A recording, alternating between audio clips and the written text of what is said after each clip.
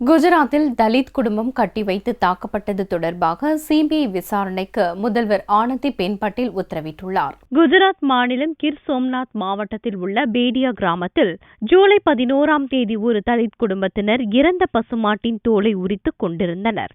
அப்பொழுது அங்கு வந்த பசு பாதுகாப்பு இயக்கத்தினர் பசுவை கொன்றதாக கூறி அந்த குடும்பத்தினரை காரில் கட்டி வைத்து சரமாரியாக உருட்டை கட்டைகளாலும் இரும்பு தடிகளாலும் அடித்தனர். இந்த சம்பவத்தை கண்டித்து 7 தலித்துகள் தற்கொலைக்கு முயன்றதை அடுத்து சௌராஷ்டிரா மண்டலத்தில் கலவரம் வெடித்தது.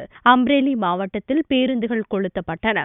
இந்நிலையில் இந்த விவகாரம் தொடர்பாக சிபிஐ விசாரணைக்கு உத்தரவிடுவதாக முதல்வர் ஆனந்திபென் பட்டேல் செவ்வாயன்று அறிவித்தார். மேலும் இந்த வழக்கை விசாரிக்க தனி நீதிமன்றம் அமைக்கவும் அவர் உத்தரவிட்டார். பாதிக்கப்பட்ட தலித் குடும்பத்தினரின் மருத்துவ சிகிச்சைக்கு ஆகும் அனைத்து செலவுகளையும் அரசே ஏற்கும் எனவும் முதல்வர் ஆனந்திபென் பட்டேல் அறிவித்துள்ளார்.